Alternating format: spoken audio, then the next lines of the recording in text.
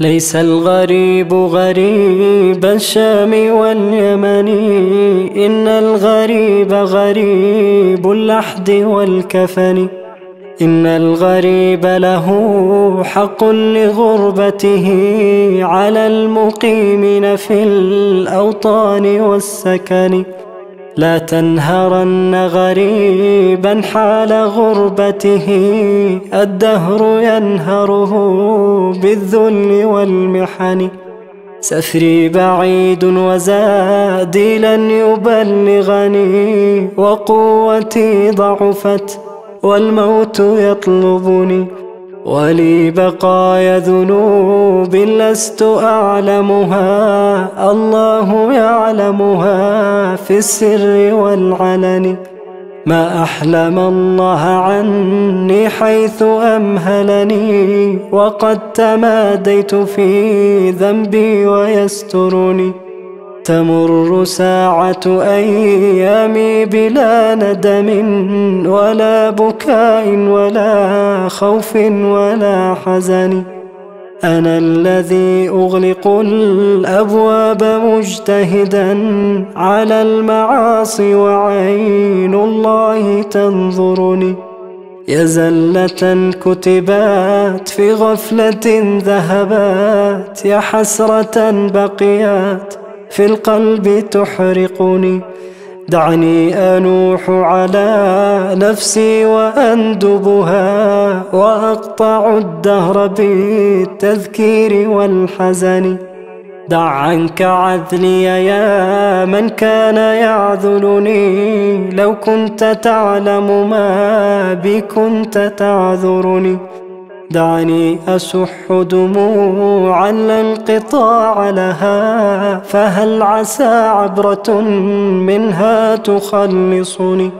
كأنني بين تلك الأهل منطرحا على الفراش، وأيديهم تقلبني. وقد تجمع حولي من ينوح ومن يبكي علي وينعاني ويندبني. وقد أتوا بطبيب كي يعالجني، ولم أرى الطب هذا اليوم ينفعني. واشتد نزعي وصار الموت يجذبها من كل عرق بلا رفق ولا هون.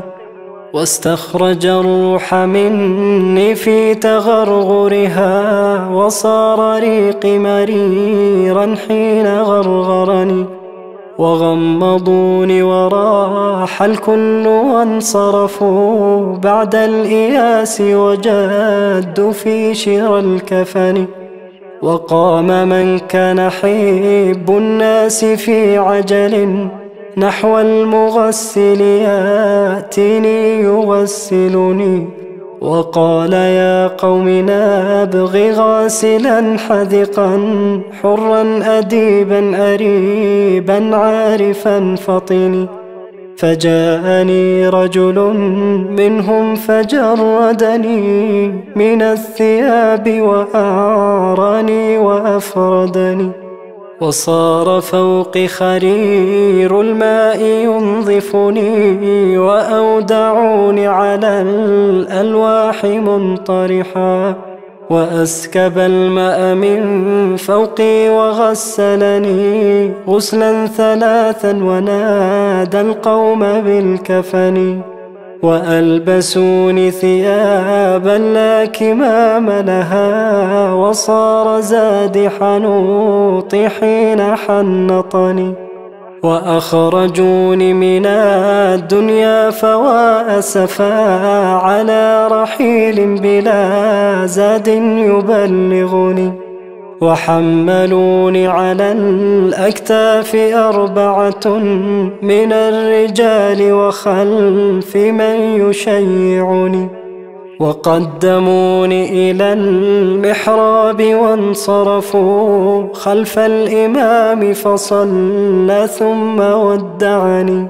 صلوا علي صلاة لا ركوع لها ولا سجود لعل الله يرحمني، وأنزلوني إلى قبري على مهل وقدموا واحدا منهم يلحدني، وكشف الثوب عن وجهي لينظرني، وأسبل الدمع من عينيه أغرقني، فقام محترما بالعزم مشتملا، وصفف اللبن من فوقي وفارقني، وقال هلوا عليه تربى واغتنموا حسن الثواب من الرحمن ذي المنن. في ظلمة القبر لا هناك ولا أب شفيق ولا أخ يؤنسني، وهالني صورة في العين إذ نظرت من هول مطلع ما قد كان أدهشني، من منكر ونكير ما أقول لهم، قد هالني أمرهم جدا فأفزعني، وأقعدوني وجادوا في سؤالهم، ما لي سواك إله من يخلصني، فامنن علي بعفو منك يا أملي، فإنني مثق بالذنب مرتهن. تقاسم الأهل مالي بعدما انصرفوا، وصار وزري على ظهري فأثقلني، واستبدلت زوجتي بعلا لها بدلا، وحكمته على الأموال والسكن، وصيرت ولدي عبدا ليخدمه، وصار مالي لهم حلا بلا ثمن. فلا تغرنك الدنيا وزينتها، وانظر إلى فعلها في الأهل والوطن، وانظر إلى من حوى الدنيا بأجمعها، هل راح منها بغير الحنط والكفن. خذ القناعة من دنياك وارض بها.